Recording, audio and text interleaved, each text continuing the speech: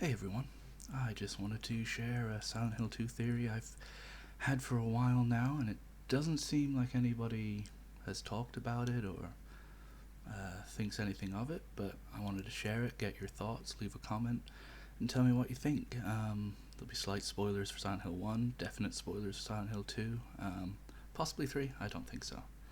Um, so the main theory hinders around Mary, the town, and her not actually being dead.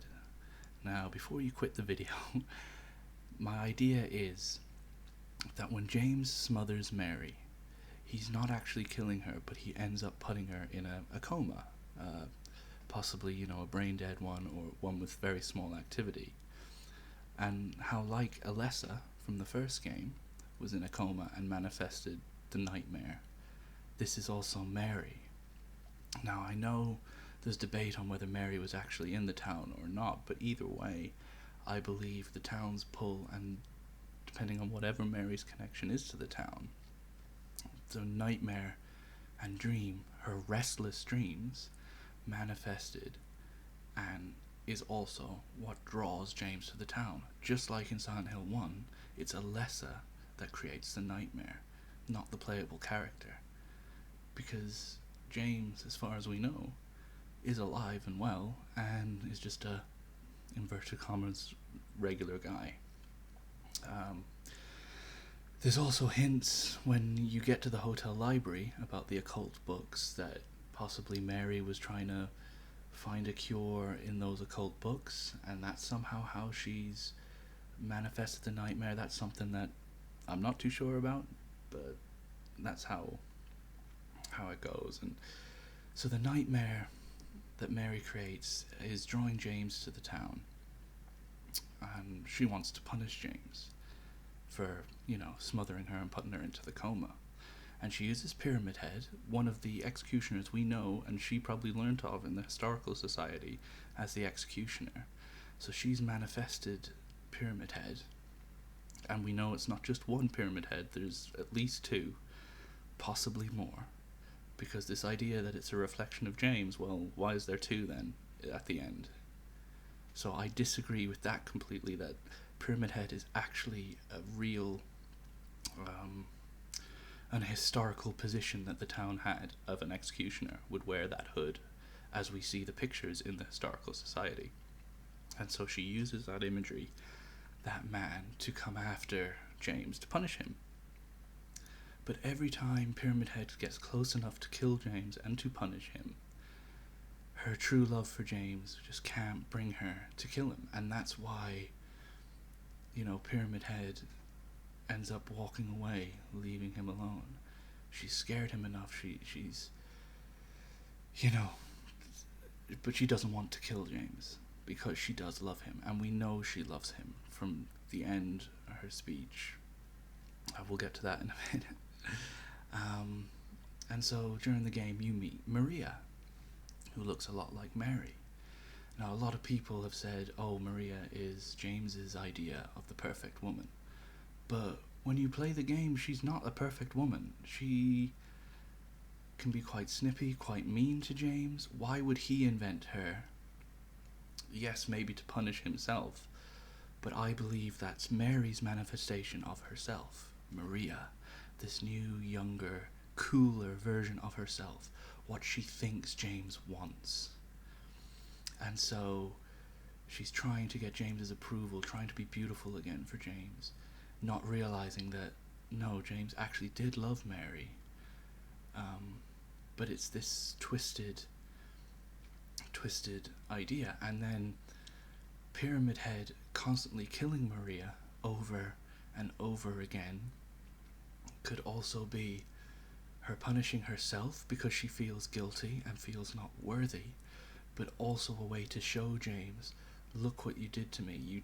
She blames him for her illness. She blames him for the broken relationship. You killed me over and over again.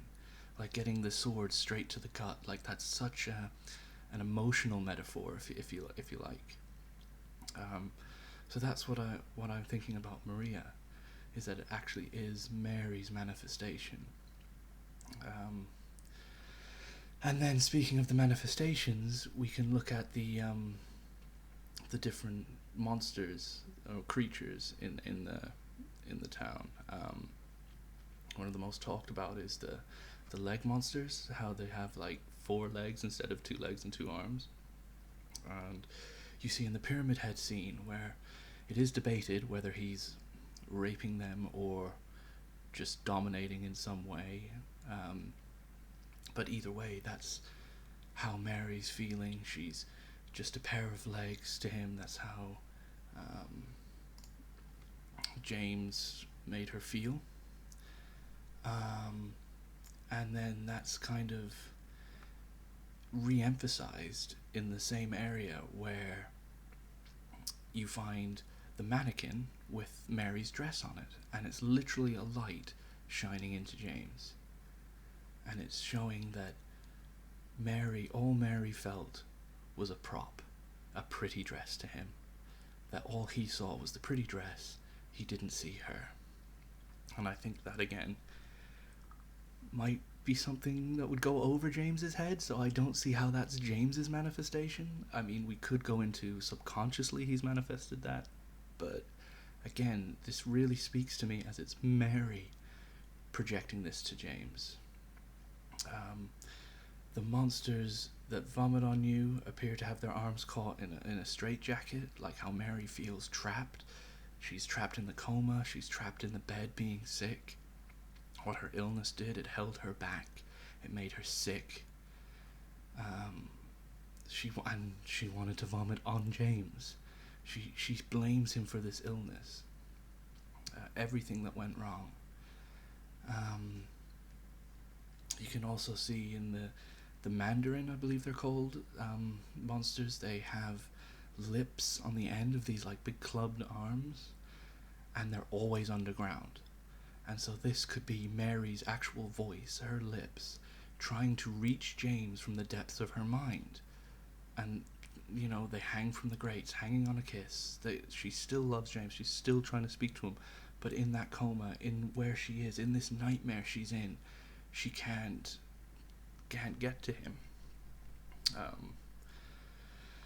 We also talk about the nurses, like the nurses, as they've been dubbed, the sexy nurses, is how Mary sees them. She doesn't see their face. They don't have faces, but they've got these big tits, sexy legs, you know, and she feels so ugly in the hospital that she sees all the nurses, like all the nurses in the hospital James encounters are the same. These sexy nurses without a face, and that's how she feels about all the nurses, while she feels ugly and sick and useless. So again, I feel that's more of Mary's projection than James's. Because again, if you're going to project a sexy nurse, why are they also really creepy and weird and holding knives? Perhaps the knives represent, again, injections and stuff that they would do to Mary. Again, this is all just my theory, but this is where I'm hoping you don't think I'm pulling it out of thin air. Like, these are things I've actually thought about and stuff. And even the labyrinth, where James is running around in a labyrinth, that could be Mary, you know, inverted commas, brain dead, or trapped in the coma, her brain trying to find the right connections to wake up. That's her brain being lost. You also talk to Maria behind a jail, or behind a bar, the bars and stuff. Also, when James is finally confronted with the videotape of what he's done, the hotel turns from burned and decrepit into a soaking, wet and flooded, right? This is Mary's tears. Her anger, her rage, has now turned to just sorrow. This is her own manifestation of all her pent-up anger towards James. Not only has James confronted what he's done, but Mary is now understanding why James did it.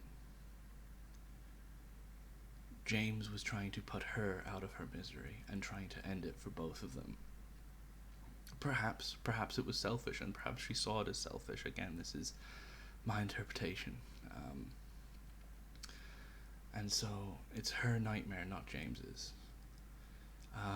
And the final boss fight, where a lot of people say it's underwhelming, it's not very good, that's because Mary has given up. She's done now.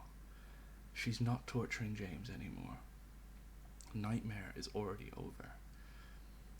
The Pyramid Heads have killed Maria because she now knows that's not her, and James easily kills them.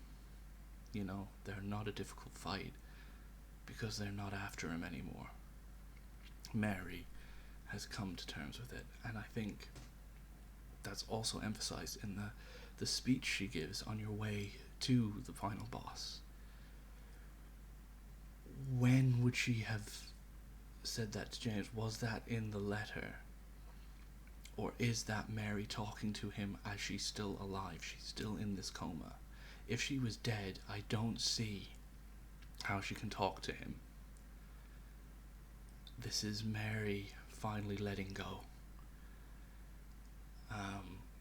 And you can look at that in a number of ways. You can see that, like Heather, or whatever way you want to look at it, that Maria is then manifested again and James leaves with her.